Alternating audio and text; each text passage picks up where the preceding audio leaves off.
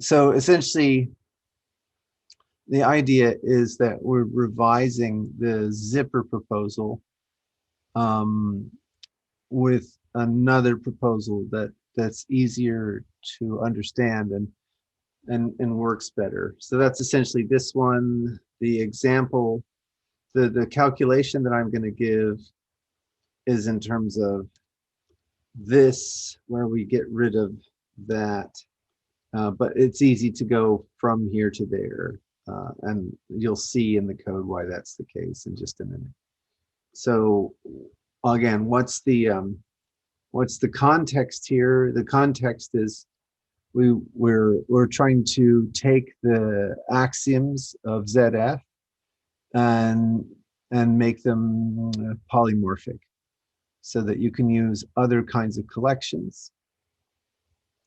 And the reason we're doing that is because we want to be able to build logics over different kinds of collections. And to do that, we're going to implement a circular notion of comprehension.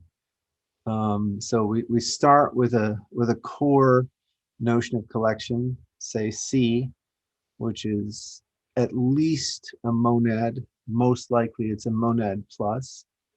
And we're going to define a notion of comprehension, which is going to give us bigger collections than just C, where remember, we have at our disposal a notion of computation that's going to give us terms.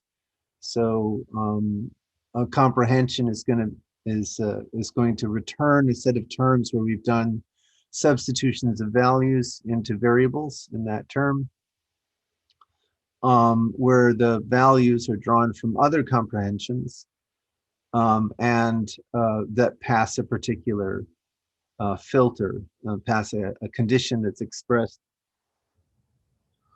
That's not good.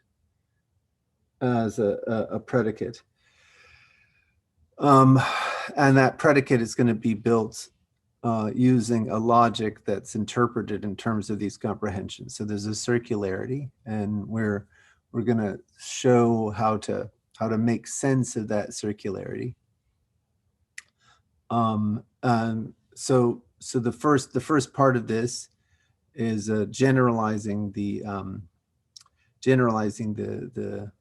axioms of ZF. And now, so in particular, we want to be able to handle example collections that would include linear structures, multisets, fuzzy logic. And so I'll give a couple of examples. In particular, I'll use these as sort of some guiding examples because they're a little bit easier for most people to understand than these. These are not super hard, but these are relatively straightforward. So what's the code? So essentially what we're going to do is we're given an A and a little c, right? So a little a and a little c, and we're asking the question, does A occur in C? But we know that the notion of occurrence is not on or off, right? So in the case of lists, A can occur many times in a list. It can occur many times in a multiset, and it can occur with some probability distribution, with some probability it can occur in a fuzzy set. So those are all examples. So what we'll do is, since C is at least a monad and therefore at least an endofunctor, it supports map. So we'll map over C this function here. So this function is going to get something that lives inside the collection. And the assumption is that it's typically a pair.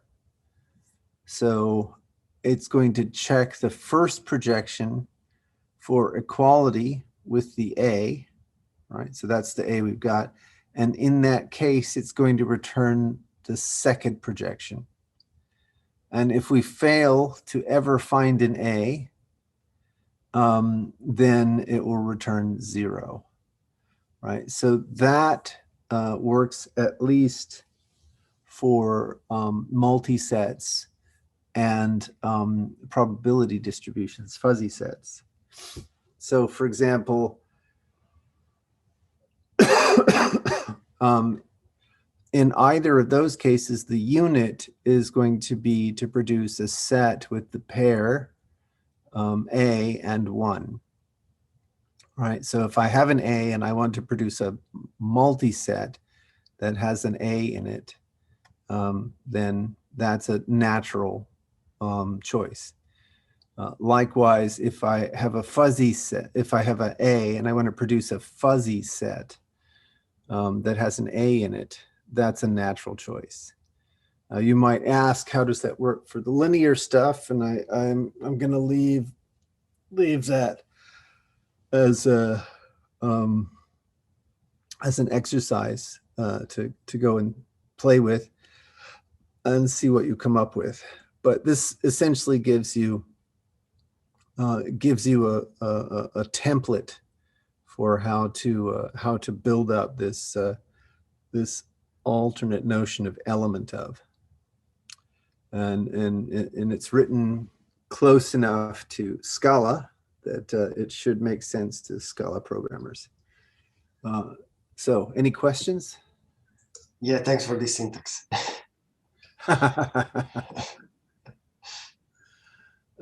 Sure. This unit is basically from monad plus, right? Yeah, this is the unit of the monad. Yeah, so I'm telling you how the monad is building up things. I recommend that you take a look at what is a sensible definition of either mult or flat map for the multi-set or the probability distribution, just to get a feel for this. So but one of the things that's really interesting about this is that we can build up a notion of order by we can build up a notion of order by not by implementing the underlying structure as a list as opposed to a set, right? So our unit would return a list, and then you can impose equations to erase the order definition. So that's the that would allow you to have something that is stricter than set underneath. And I think as programmers, we understand that case very well, right? Set implementations on modern hardware do not come for free. You typically implement them in terms of an ordered collection, and then you erase the information about the order, right? So that's a very natural thing to consider if you're trying to map it onto modern hardware. So if we want our foundations to line up with the way we actually do computing, then that's a reasonable way to approach things, right? So all we're trying to do is to have enough flexibility in our foundations so that we can explore all these different cases.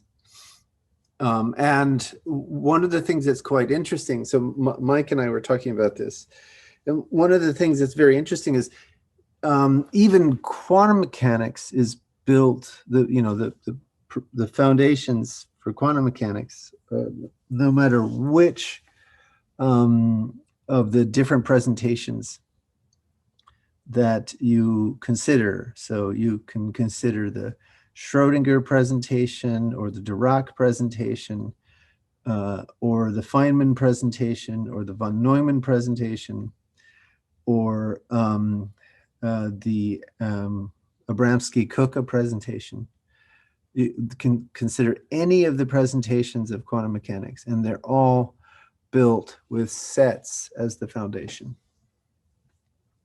But it's describing structures that are, linear from the get-go. So the structures themselves that you end up with are not sets in some sense, right? They don't have the property of, essentially you have no duplication, right? Since you have no duplication, they don't act like sets, which has this ability to make a copy, right? So, and presumably, right, all the classical machines that we have are built on a physical substrate that is quantum in nature, right? That's the reductionist proposal from the standard model in physics. So every single classical machine that we've built is sitting on top of a richer set of interactions, which are quantum in nature. So why would if we want our foundations to line up with the fundamental physical structure, we'd want to begin with something that was more quantum in nature as our notion of collection, then build up. The reason I make these points about the presentations of quantum mechanics being built on top of sets is that when you look carefully at these definitions, you find that you could do everything in terms of sets like we've done here, or you could do everything with a linear structure, and that you can kind of bounce back and forth between those two structures. And so the argument here is not about expressivity, right? Each side will be able to express what the other expresses, but it's about complexity. So just to be super, super clear about this, if you think about the notion of list, it has both order and multiplicity. And you can make a rough approximation in the following way, that the order of the list roughly corresponds to a native coarse notion of time, and multiplicity roughly corresponds to a native very coarse notion of space. Right, so that's really what's going on. If you want your foundations to have primitives for complexity, then linear structure is going to be a better choice for foundations. So these were considerations that were simply not, Cantor didn't have a physical machine to worry about in terms of, what storage was costing him and what processing cycles were costing him. Right. So when he was thinking about sets, he was not thinking in terms of those kinds of resource questions. And it's taken us a long time to get to a notion of foundation that is sensitive to resource questions, right? So logic, until linear logic, so 40 years ago, our notion of logic was resource insensitive.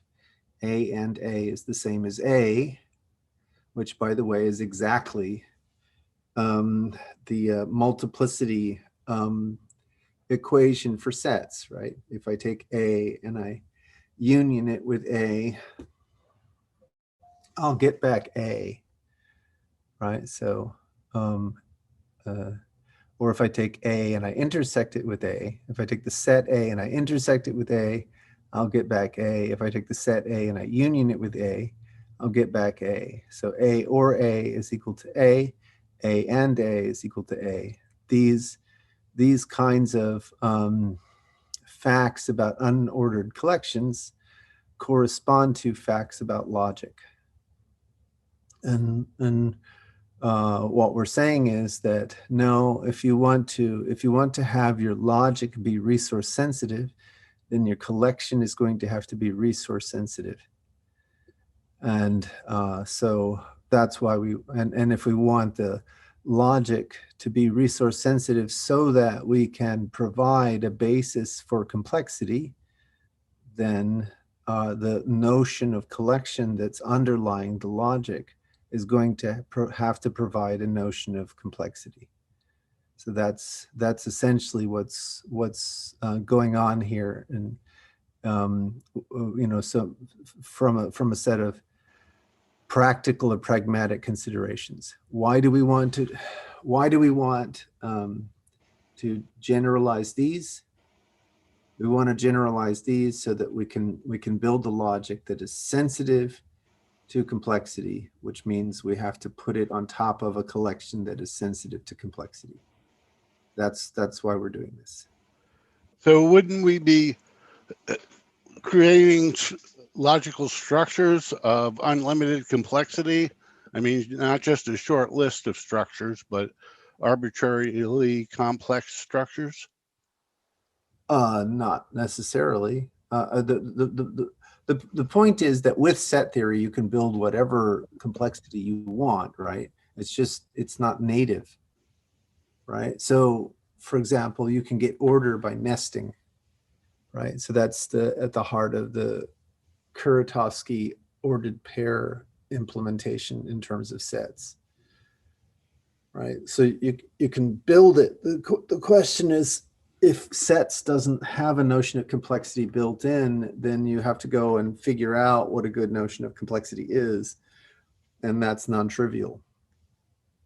But linear logic and quantum mechanics both give us very, very good grounded ideas of what the notions of complexity are and should be, both from a mathematical consideration and only mathematical consideration, and from a physical consideration.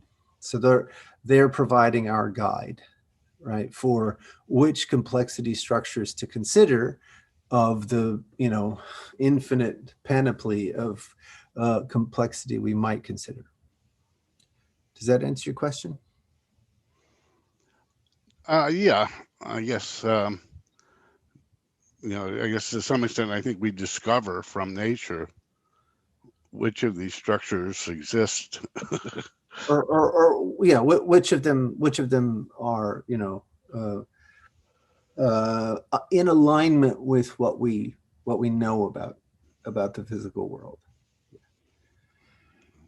So when we say these structures are sensitive to complexity, what do we mean by sensitive to complexity?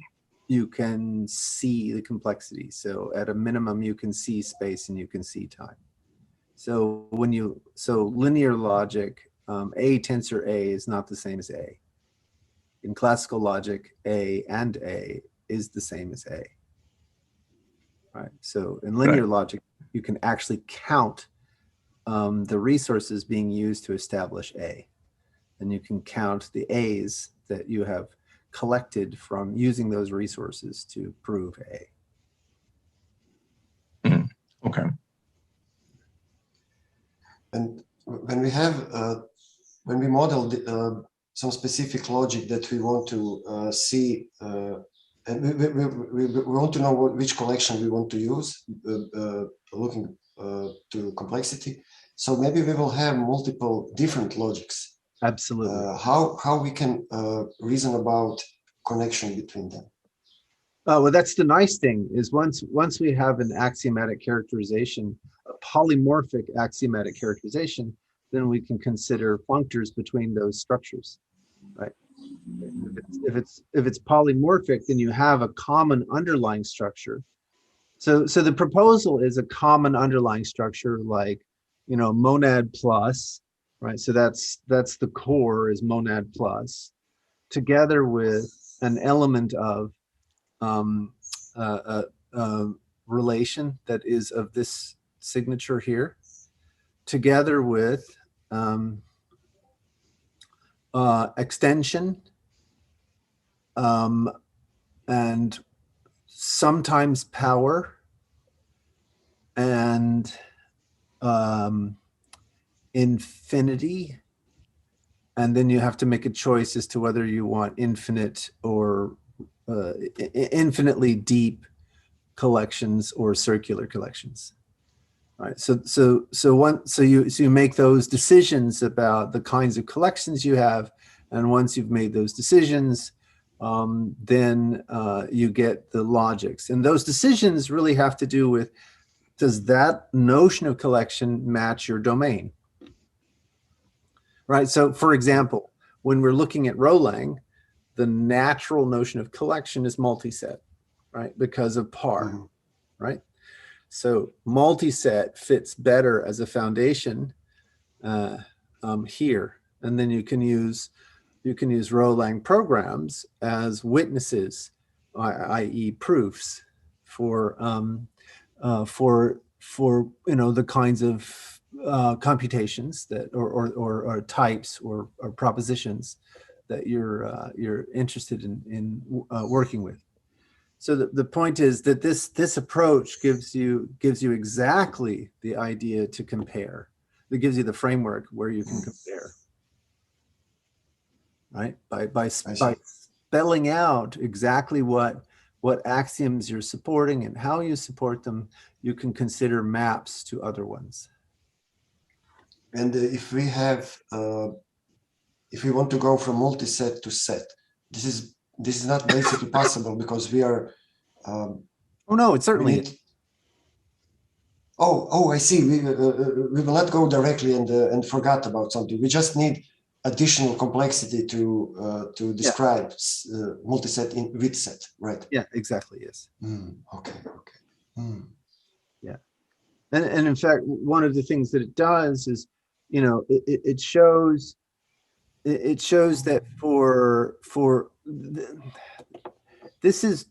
this gets at the heart of this whole distributive law issue, right? So initially my intuition was the distributive law was the trick. And then we found this paper that said, well, the only cases where the distributive law actually exists is when things are superset-like, right? They're multi-sets, probability distributions, things like that. So those are very set-like.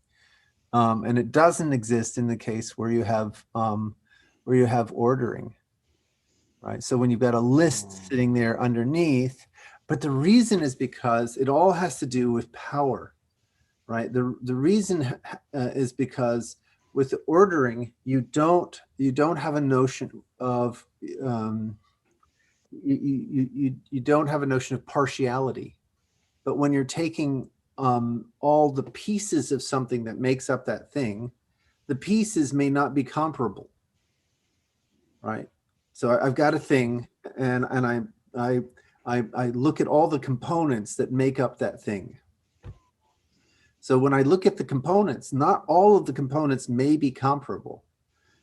So, however, you either you have a natural notion of partial order, which allows you to define a notion of power, or you have a well-ordering principle, which is the same as axiom of choice. So if you add axiom of choice, then you can recover. So what you're saying is, no matter what collection of parts you give me, there's an ambient structure in the universe that allows me to order them. So then I can always use that ordering principle to build a list of all lists, right? And so in that sense, I can recover this notion of a power object, right? And so these axioms are telling us precisely what the different trade-offs are. Does that make sense? Yes. Cool. And so this idea that there's always a pairing, a notion of computation and an attendant sort of best collection that goes with that notion of computation starts to have a lot more a lot more substance. It's a more substantial idea than just a sort of, you know, intuition from experience, right? So if you programmed, you realize that every programming language has a favored collection, right? With the functional languages, it's list. Yes. With Rolang, it's a MultiSet, right? So the more you get experience with this, you start to realize, that's interesting. You know, what is this about? Is there a phenomena here? And this investigation begins to show that, in fact, there is a phenomena here, and it's fairly fundamental. Interesting. Yeah, I mean, the thing that I find really interesting is that I have seen no arguments in the literature for placing the foundation of mathematics in correspondence with the foundations of physics. But that seems to me to be a very useful program. That you know, if you know, even if you don't think it's philosophically satisfying, it has utility, right? Because the math that you get from a linear foundation will be much more in alignment with quantum mechanics. So anyway, that's it. That's all I wanted to talk about today. Any other questions or comments?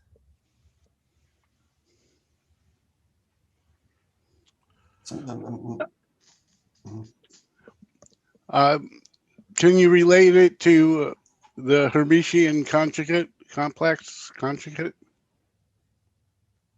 I mean, that's one particular presentation of that has utility in quantum mechanics. But I refer you to Bob Kuka's Picturing Quantum Processes, and you'll see that particular presentation does not have to be dominant. So so as an example, if you calculate with the ZX calculus, you do not have to, you know, use all of that matrix mechanics stuff.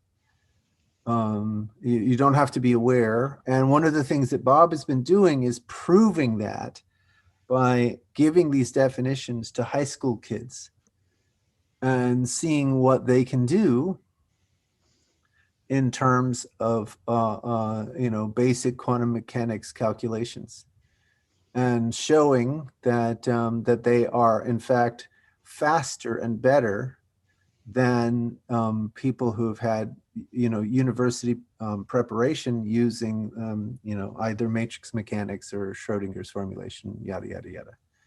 Yeah, well, I came through the Schrodinger and matrix foundation, and you know, basically what I learned is that when you have equal and opposite logical actions, you have something happening. And you know, by delayed choice, least action, first opportunity. Sure. And you know, so you know, in thinking about a Hermitian conjugate, you know, you have a logical structure, and you know that this has a general purpose computing nature. You can think of it as a bunch of Turing machines, whatever. No, actually, no, that's not true, right? Most Turing machines are not reversible, right? The whole point of you know, unitarity, or one of the biggest consequences of unitarity is that you get reversibility. Yeah, I understand it's a terrible model, but but reversibility is, you know, you really can't think about, I mean, if you come up through that that paradigm, you really can't think about them in terms of Turing machines. I mean, that's Yeah. the big disconnect between classical and quantum. And Well, but one of the things, I should have said they're at least Turing machines, because they express general purpose computing.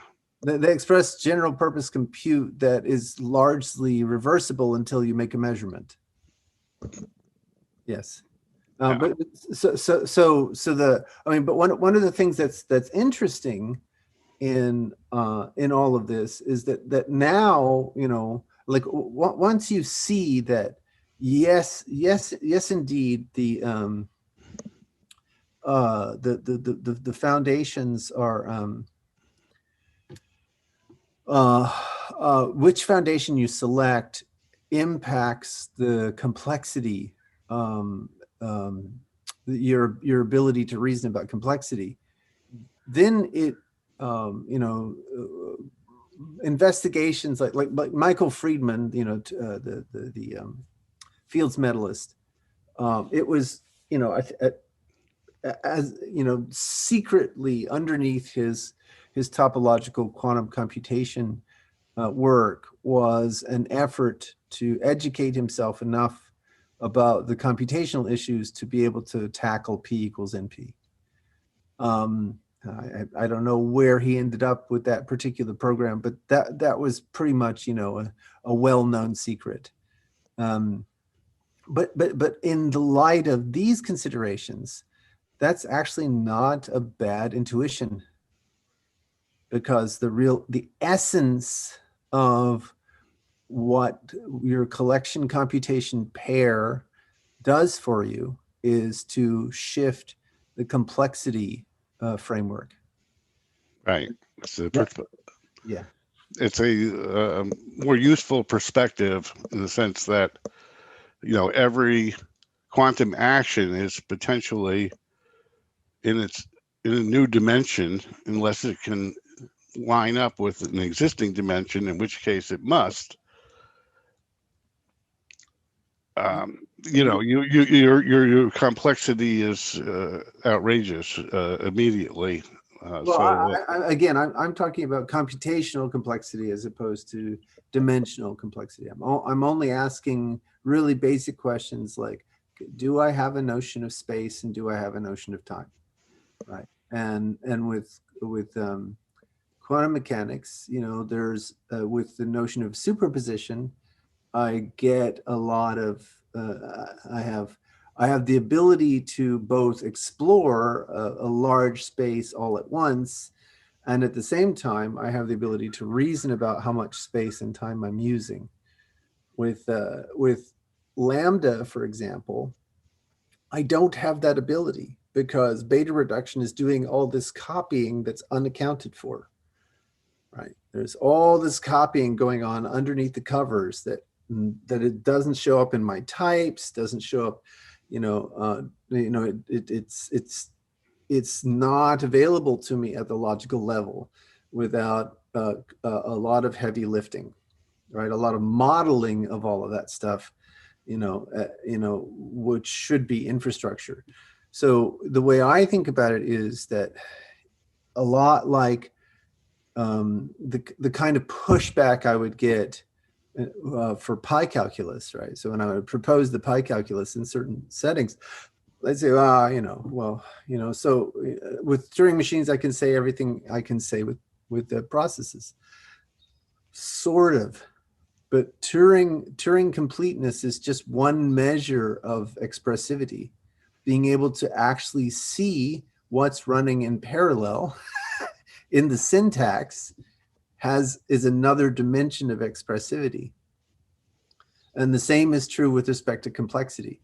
Being able to see in the syntax, you know, what's going on in terms of your space consumption and your time consumption has a lot of utility and expressiveness. I mean, to the point where, you know,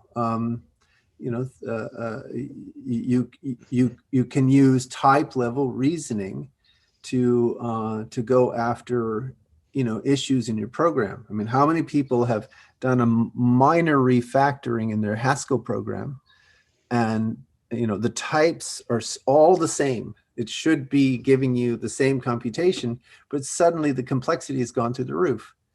And that's because you've rejiggered some lazy evaluation situation, and now you're unfolding a bunch of computations that were happily lazy before.